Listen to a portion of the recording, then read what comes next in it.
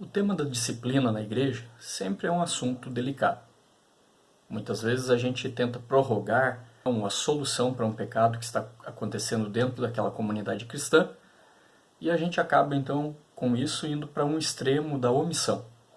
O outro lado também é nós, no intuito de obedecermos à palavra de Deus, o que é correto, mas o fazermos de forma a ir para um outro extremo, que é o da destruição.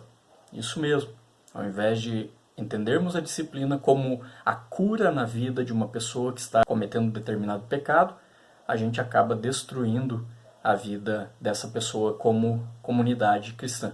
Essa postura, que a gente poderia chamar de legalismo, né, ela é muitas vezes inflexível demais e destituída de graça, contrariando a forma como Jesus ensinou que é o objetivo da própria disciplina dentro de uma igreja, que é a restauração do pecador, a comunhão com a sua igreja e principalmente a comunhão com Deus.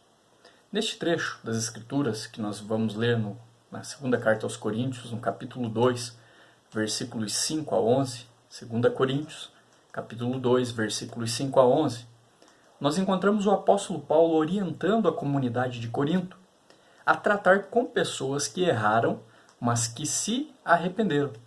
Há essa diferença quando nós aplicamos a disciplina, e ela deve ser aplicada, como falei anteriormente, da forma correta, a dois tipos de pessoas que são alvos, né, vamos chamar assim, dessa disciplina. Aquelas que são disciplinadas e não se arrependem, continuam ali num pecado contumaz e não querem ser curadas do seu pecado, mas há também pessoas que se sujeitam à disciplina da sua família da fé, da sua comunidade cristã, da sua liderança, e se arrependem de fato do seu pecado, vindo a ser assim restauradas pelo Evangelho e curadas em suas vidas.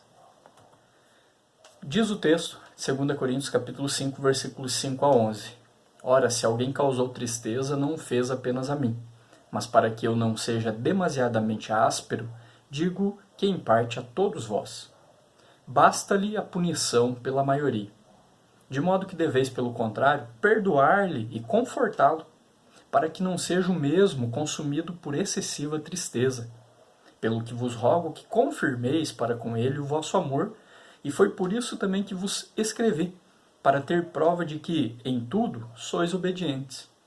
A quem perdoais alguma coisa, também eu perdoo, porque de fato o que tenho perdoado, se alguma coisa tenho perdoado, por causa de vós o fiz na presença de Cristo, para que Satanás não alcance vantagem sobre nós, pois não lhe ignoramos os desígnios.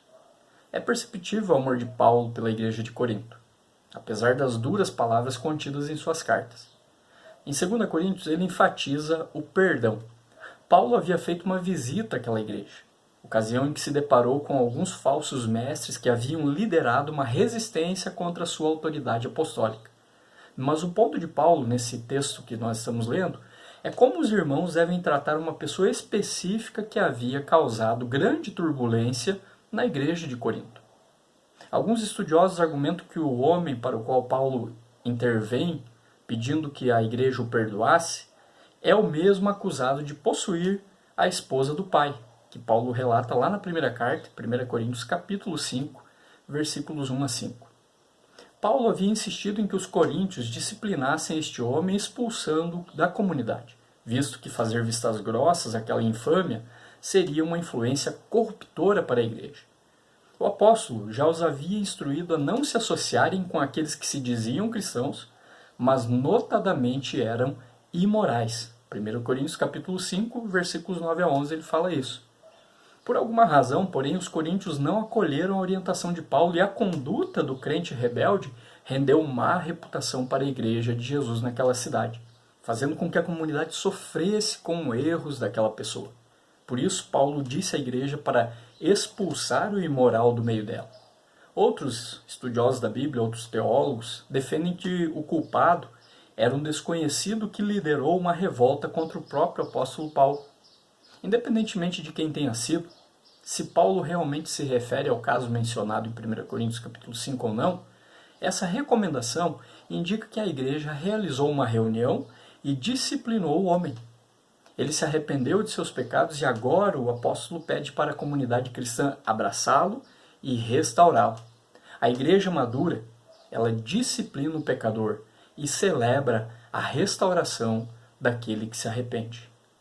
Embora se faça esse esforço para identificar o pecador arrependido, é digno de nota que o nome dele não é mencionado pelo apóstolo Paulo, nem o pecado que ele cometeu. Paulo demonstra sensibilidade ao abordar o assunto publicamente.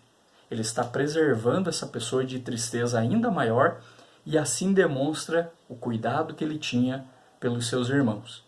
Citar o nome, o pecado e a disciplina aplicada apenas causaria mais sofrimento e vergonha àquele que já estava arrependido. O objetivo de Paulo é promover restauração, não recontar os eventos para provar como os seus argumentos anteriores foram corretos. Paulo não tripudia sobre o faltoso, ao contrário, o ama e celebra a restauração do irmão arrependido. O apóstolo conduz esse momento de restauração com muito amor cristão. Paulo não diz, que bom que ele teve o que mereceu, mas diz, tragam-no de volta, reafirmem seu amor por ele, seja concedido perdão e restauração a esse nosso irmão. Perdão é o remédio que ajuda a curar corações partidos. A igreja precisava segurar seu amor ao arrependido. Todo pai que disciplina uma criança deve fazer isso como expressão de amor e perdão, ou a disciplina fará mais mal do que bem. Afinal, a verdadeira disciplina é uma evidência de amor, conforme nós encontramos uma referência em Hebreus capítulo 12. Alguns pais com as chamadas visões modernas se recusam a disciplinar seus filhos desobedientes, alegando que os amam demais. Mas se realmente amassem seus filhos, eles os disciplinariam. Disciplina na igreja se tornou uma prática impopular e por isso muitas varrem essas coisas para debaixo do tapete, em vez de obedecerem às escrituras e confrontarem a situação de forma corajosa, falando a verdade em amor, conforme Paulo nos orienta também lá em Efésios capítulo 4, versículo 15. Paz a qualquer preço não é um princípio bíblico, pois não pode haver verdadeira paz na igreja sem compromisso com a pureza da igreja.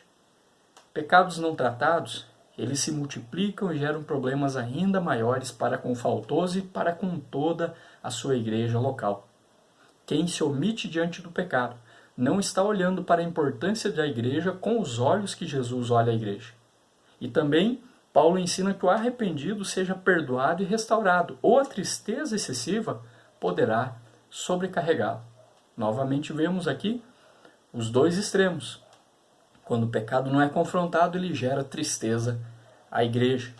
Quando o pecador arrependido não é abraçado pela igreja, a tristeza é gerada sobre ele. Por isso a igreja precisa tomar cuidado em tratar esses assuntos de disciplina sobre um pecado e sobre o pecador de forma amorosa e graciosa, como Deus assim faz.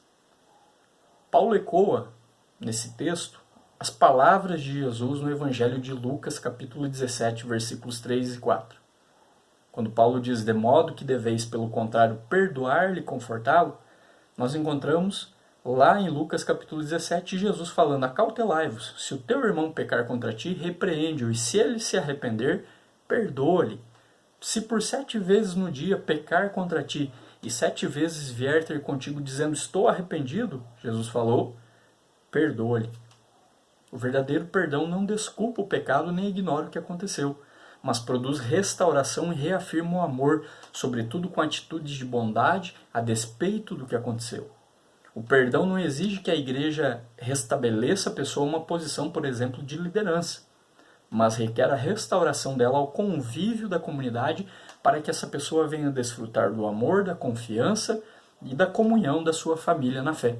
Paulo diz também no versículo 8, vos rogo que confirmeis, Satanás tem uma larga brecha para infiltrar a unidade e santidade da igreja. Nós entristecemos o Espírito Santo e damos lugar ao diabo à medida que fechamos o nosso coração à restauração e ao perdão. Um dos artifícios de Satanás é acusar os crentes que pecaram para eles desistirem de caminhar rumo à restauração. O objetivo do inimigo é sempre frustrar a obra divina de reconciliação. O Espírito Santo nos convence do pecado para nos restaurar. Mas Satanás nos acusa do pecado, para desistirmos de voltar aos braços de Jesus e à comunhão da igreja. Quando alguém é disciplinado biblicamente e se arrepende, então a família da fé deve perdoar e colaborar com a restauração do arrependido para que o mal não prevaleça no meio dela.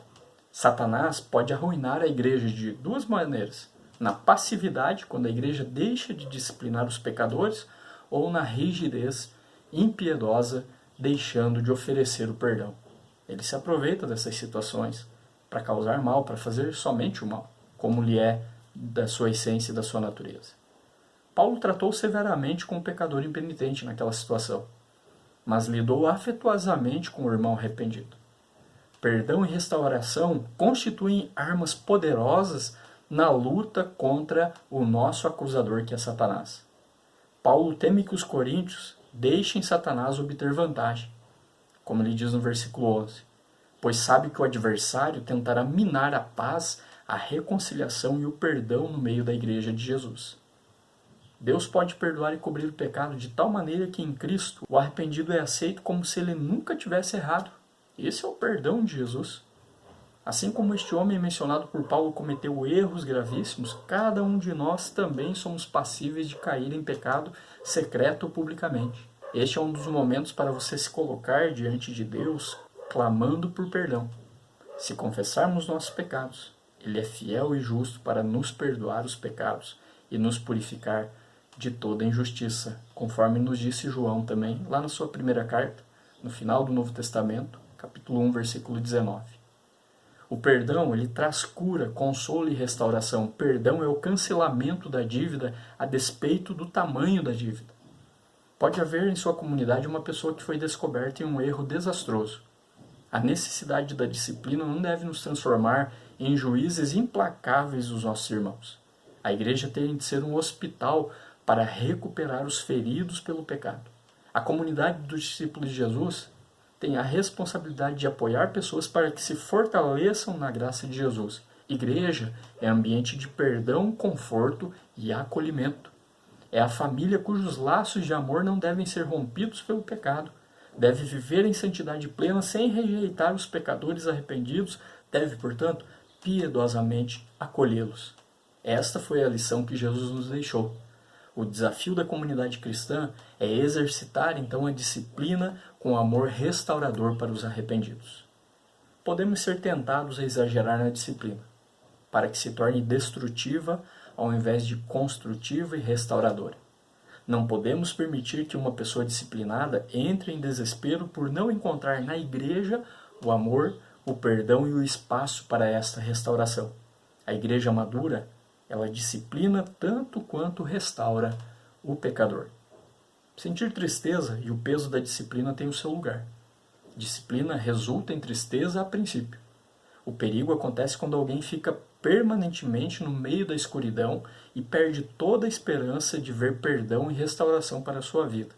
Sentir que não há saída para o erro representa um risco terrível para continuar no caminho da vida cristã. A igreja precisa ter atenção a este perigo e ter os braços abertos para renovar e confirmar o amor pelo crente que caiu, mas que decidiu se levantar. Isso, a igreja militante, a igreja do Senhor que está nessa luta diária aqui na terra para glorificar o nome de Deus e dar um bom testemunho de Jesus. É uma questão de força e honra. Força no trato com o pecado e honra no trato em obedecer o mandamento do Senhor que diz: perdoem-se, caminhem uns com os outros. Na certeza de que, assim como Deus nos perdoou, nós temos como igreja do Senhor Jesus condições de perdoar o outro. Portanto, força e honra.